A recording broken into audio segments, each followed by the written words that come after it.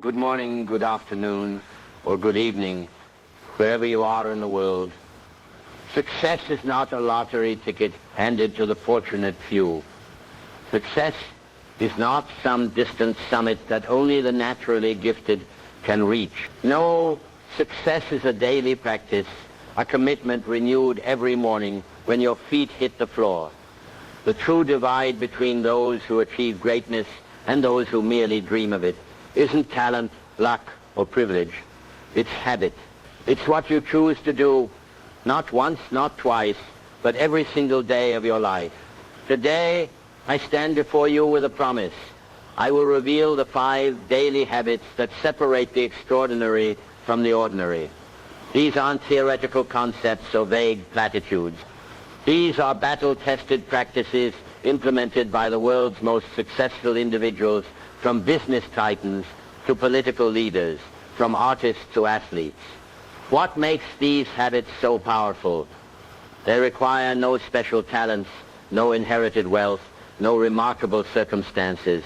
They require only your decision to begin and your resolve to continue. By the end of this hour, you won't just understand these habits, you'll be equipped to implement them in your own life, starting today. You'll see that success isn't something that happens to you. It's something you build brick by brick, day by day. So let us begin this journey together, exploring the 5 things successful people do every day, the very foundations upon which empires of achievement are built.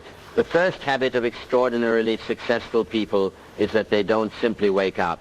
They rise with intention. Their day doesn't begin when circumstances demand it.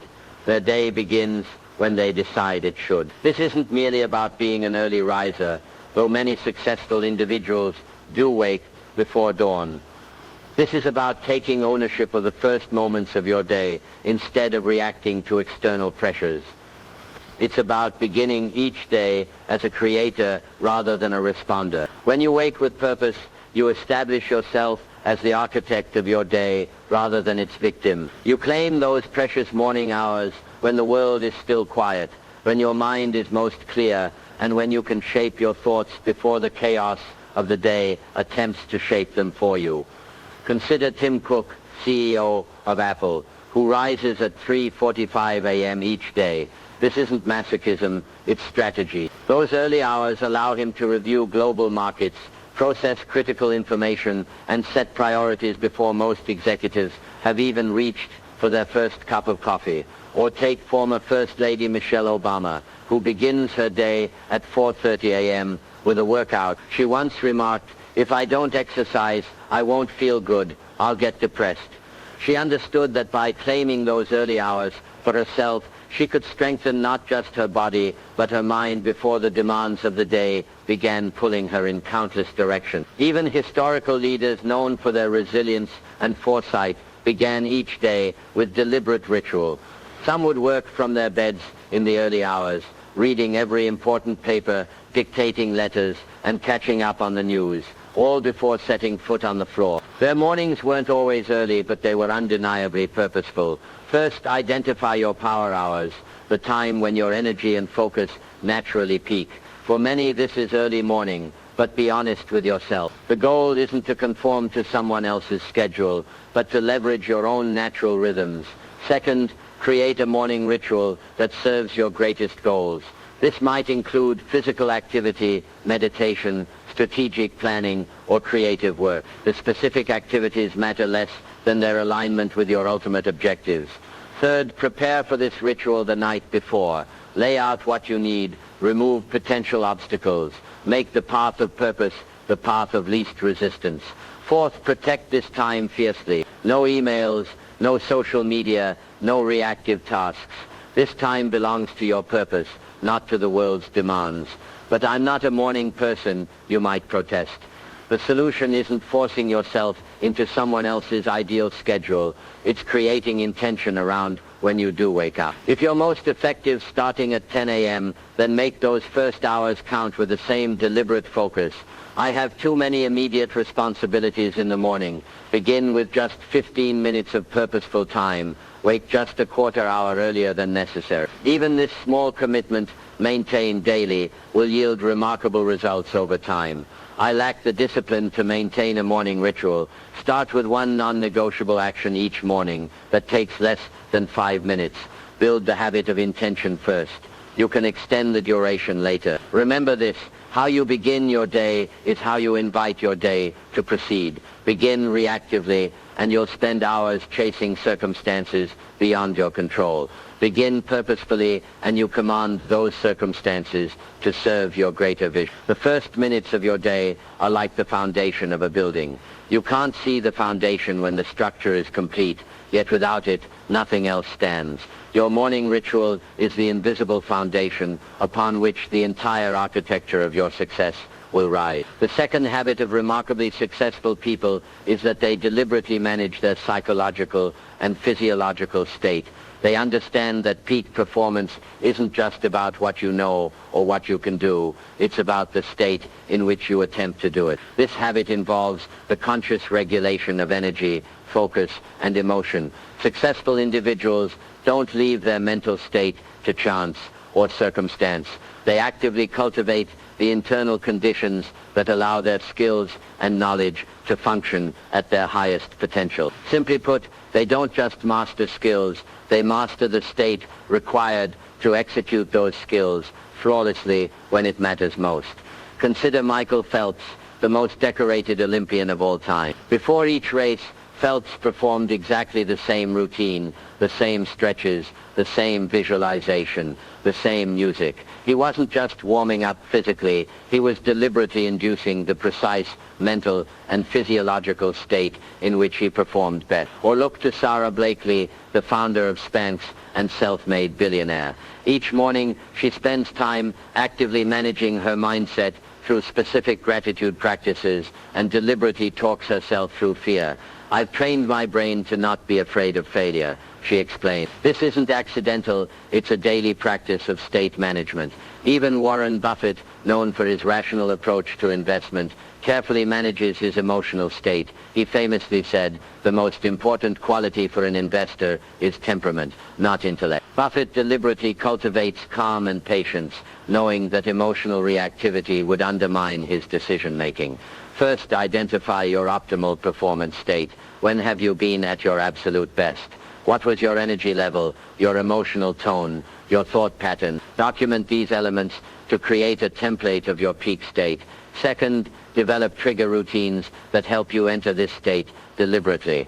This might include physical movement, breathing techniques, specific music, or visualization exercises. The specific triggers matter less than their reliability in producing your desired state.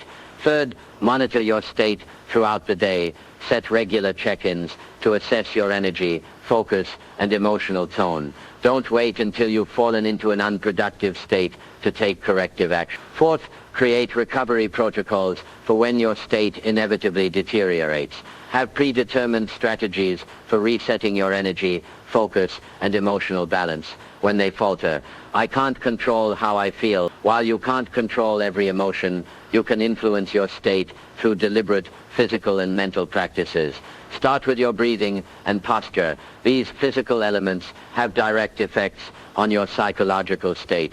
I don't have time to monitor my state throughout the day. Begin with just 3 state check-ins daily: morning, midday, and afternoon.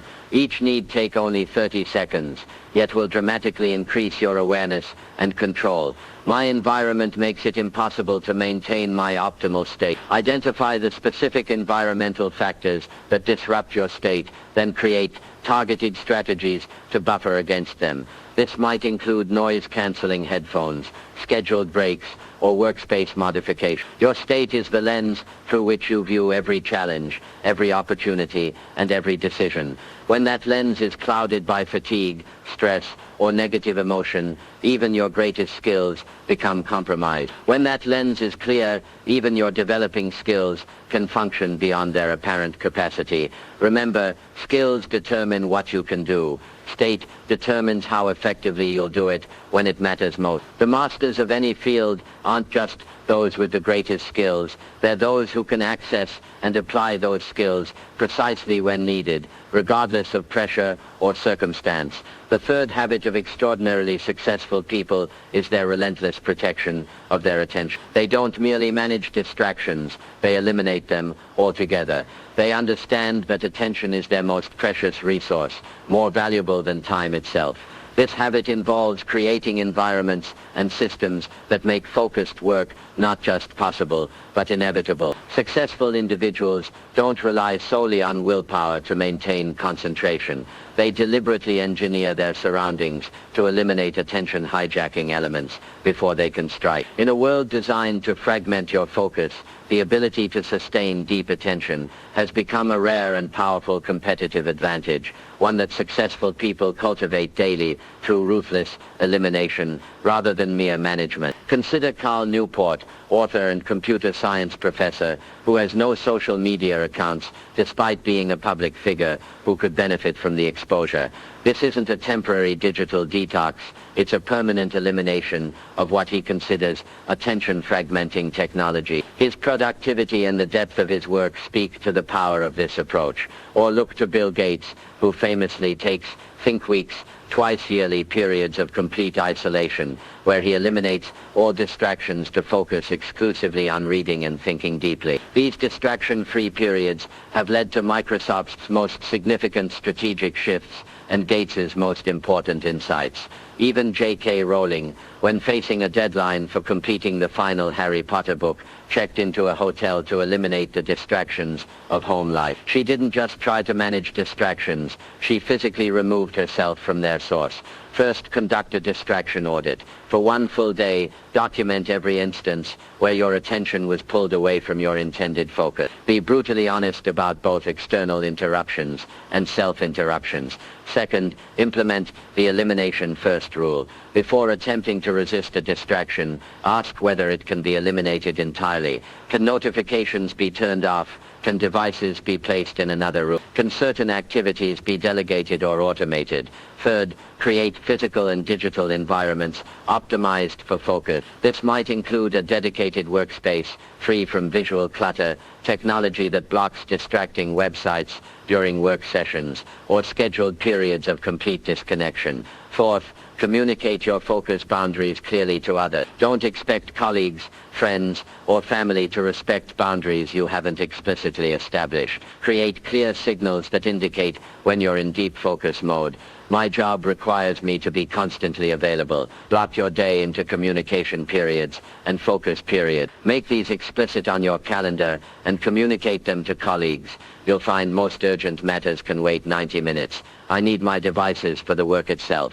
Use technology to fight technology. Apps like Freedom, Forest, or Focus as Will can block distracting sites and apps while allowing access to essential tools. Consider a two-device solution where one device is for focused work only. My physical environment is beyond my control. Focus on what you can control. Noise-canceling headphones, visual cues to others, like a specific hat or sign when you're in focus mode, or even facing your desk toward a wall, can create psychological spaces of focus within chaotic environment. In the knowledge economy, your ability to focus deeply is your most valuable skill, yet modern life conspires against this ability at every turn. The average person is interrupted or switches tasks every 3 minutes. The average knowledge worker checks email 7 times per day. Against this backdrop, those who protect their attention gain an almost unfair advantage. While others flit between tasks, never reaching cognitive depth, the focused individual produces work of exceptional quality and insight. Remember, attention is the currency of achievement. Each time you allow your focus to be fragmented, you're spending this precious currency on things that return no value. Protect it fiercely, not by constantly battling distractions, but by eliminating their very possibility. The fourth habit of remarkably successful people is their commitment to deliberate practice. They understand that improvement doesn't come from simply putting in time or repeating repeating comfortable routines. It comes from structured, focused practice designed specifically to strengthen weaknesses and extend capability. This habit involves regularly pushing beyond your current abilities, seeking immediate feedback, and making targeted adjustments. It's the difference between playing a piece of music repeatedly and deliberately practicing the most challenging sections with focused attention to specific elements that need improvement. Successful individuals don't just work hard, they work hard in a deliberate way that maximizes growth and skill development. Consider Serena Williams, widely regarded as one of the greatest tennis players of all time. While many saw her natural athleticism, few witnessed her relentless training regimen. Her former coach Patrick Mouratoglou revealed that she structures practice around her weaknesses, not her strength. When her serve needed improvement, she wouldn't hit hundreds of serves. She would break down the motion into components and work specifically on the weakest element until it became a strength. Or look to Benjamin Franklin, who taught himself to write with extraordinary persuasiveness through a deliberate practice method. He would study articles he admired, make notes on their structure, set the original aside, and then attempt to recreate the article from his note. By comparing his version to the original, he could identify specific gaps in his writing and address them systematically. Even Mozart, often portrayed as a natural genius, engaged in deliberate practice from a young age under his father's strict guidance. He didn't just play music, he studied composition techniques, dissected the works of other composers, and constantly challenged himself with increasingly difficult composition. Don't focus on general improvement. Target the specific abilities that create disproportionate results. Second, establish clear metrics for these skills so you can measure improvement objectively. Without clear feedback, deliberate practice is impossible. Third, structure your practice sessions to target weaknesses, not reinforce strengths. Begin each session with a specific goal related to an aspect that needs improvement. Fourth, seek immediate actionable feedback. This might come from a coach, a peer recording yourself, or objective measurements. The key is reducing the delay between performance and feedback. Fifth, practice at the edge of your ability, the point where it's challenging but not impossible. This zone of proximal development is where the most rapid improvement occurs. I don't have time for dedicated practice sessions. Integrate deliberate practice into your existing work by identifying one aspect to focus on improving each day. Even 15 minutes of targeted practice is more valuable than hours of mindless repetition. I don't know what specific skills to improve. Research the top performers in your field, or consult with mentors to identify the core skills that create excellence. Alternatively, analyze your recent failures or challenges. They often reveal precisely what needs improvement. I don't have access to coaches or immediate feedback. Create feedback mechanisms yourself. Record presentations and review them critically. Use technology to track measurable aspects of performance. Form peer review groups where colleagues provide structured feedback on each other's work. The difference between those who plateau and those who continuously rise is not talent or opportunity. It's the nature of their practice. Most people practice what they already know, reinforcing existing abilities, but never transcending them. The masters practice what they don't yet know, constantly expanding their capabilities. Remember, comfort is the enemy of growth. When practice feels easy, you've ceased to improve. The hallmark of deliberate practice is that it isn't always enjoyable in the moment. It's challenging, sometimes frustrating, and requires complete focus. Yet it's precisely this quality that makes it so powerful. As many great leaders have observed, continuous effort, not strength or intelligence, is the key to unlocking our potential. But not just any effort, deliberate targeted effort, focused precisely where it will yield the greatest growth. The final habit of extraordinarily successful people is systematic reflection. They don't just have experiences, they extract wisdom from those experiences through deliberate, structured reflection. They understand that experience alone doesn't create growth. Reflected experience does. This habit involves regularly stepping back from action to examine results, processes, decisions, and patterns. Successful individuals create formal systems for capturing insights, identifying lessons, and implementing improvements based on both successes and failures. In a world that valorizes constant action, The discipline to pause and reflect has become a rare and powerful competitive advantage, one that the most successful cultivate daily. Consider Ray Dalio, founder of the world's largest hedge fund, who built his company around the principle of radical transparency and systematic reflection. Every meeting at Bridgewater Associates is recorded and analyzed. Every investment decision is logged and reviewed, not just for outcomes, but for the quality of the thinking process. This systematic reflection has allowed Dalio to develop principles that have guided his firm through multiple market cycles. Or look to Jeff Bezos, who requires Amazon executives to write 6-page memos rather than create PowerPoint presentations. Why? Because the act of writing forces deeper reflection and clearer thinking. Before any major decision, Bezos and his team engage in systematic reflection through the writing and analysis of these detailed documents. Even Abraham Lincoln, faced with momentous decisions during America's Civil War, engaged in systematic reflection through writing what he called hot letters. When faced with a difficult situation, he would write out his thoughts, place the letter in a drawer, and return to it later with a clearer mind. This practice allowed him to separate immediate emotional reactions from reasoned judgments. First, establish a daily reflection ritual. Set aside 10-15 minutes at the end of each day to review key decisions, interactions, accomplishments, and challenges. Document insights while the day's events remain fresh. Second, create a structured reflection framework. Don't just think vaguely about your day. Ask specific questions. What went well today and why? What could have gone better and how? What did I learn that I can apply tomorrow?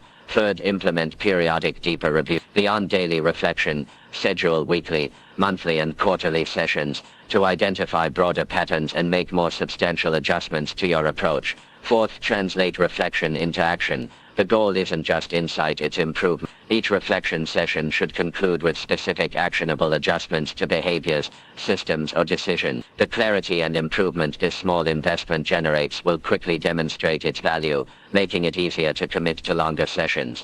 My reflections tend to be vague or superficial. Use specific prompts or questions to guide deeper thinking. Instead of how was my day, ask what specific decision today had the greatest impact, or where did I hesitate when I should have acted decisively. I reflect but don't see meaningful improvement. Ensure your reflection includes both diagnosis and prescription. Identifying what went wrong is only half the process. You must also determine specific adjustments to implement. The most dangerous form of ignorance is the illusion of knowledge. Without systematic reflection, we can accumulate years of experience yet gain no wisdom from it. We can repeat the same mistakes while believing we're making progress. Reflection transforms mere activity into learning. It converts raw experience into refined understanding. It allows you to live each day not once but twice. First in the experience and again in the reflection. As wise leaders throughout history have observed, the farther backward you can look, the farther forward you can see. Those who systematic reflect don't just react to present circumstances. They recognize patterns that allow them to anticipate and shape future outcomes. We've journeyed together through the 5 habits that form the daily foundation of extraordinary success. Waking with purpose, not with the alarm claiming ownership of your day from its very first moments. Mastering your state before your skills, ensuring that your internal conditions support peak performance. Ruthlessly eliminating distractions, not just managing them. Protecting your most precious resource, your attention. Pursuing mastery through deliberate practice, not mere activity. Structuring your effort to maximize growth. Reflecting systematically, not occasionally. Extracting wisdom from experience through disciplined examination. These habits are not theoretical abstractions. They are practical disciplines followed by history's most accomplished individuals. The gap between where you are and where you aspire to be is bridged, not by quantum leaps but by these daily practices, maintained with unwavering consistency. Begin today, not tomorrow, not when circumstances are ideal, not when you feel more prepared. Today, choose just one of these habits and implement it immediately, however imperfectly. Remember that excellence is not an act but a habit. As Aristotle observed centuries ago, the path of success is rarely smooth, rarely straight, and never easy. There will be days when these habits feel impossible to maintain. Those are precisely the days when they matter most. As Churchill himself proclaimed during Britain's darkest hour, never give in, never give in, never, never, never, never, nothing. Great or small, large or petty, never give in except to convictions of honor and good sense. Success is not a destination you reach but a process you live daily. It is found not in extraordinary moments but in ordinary days, filled with these 5 extraordinary habits. The question now is not whether these habits work, History has proven they do. The question is whether you will work these habits. The choice, as always, remains yours. But remember this. What you do today is shaping the person you become tomorrow. Choose wisely. Choose deliberately. Choose excellence not once but daily. Thank you.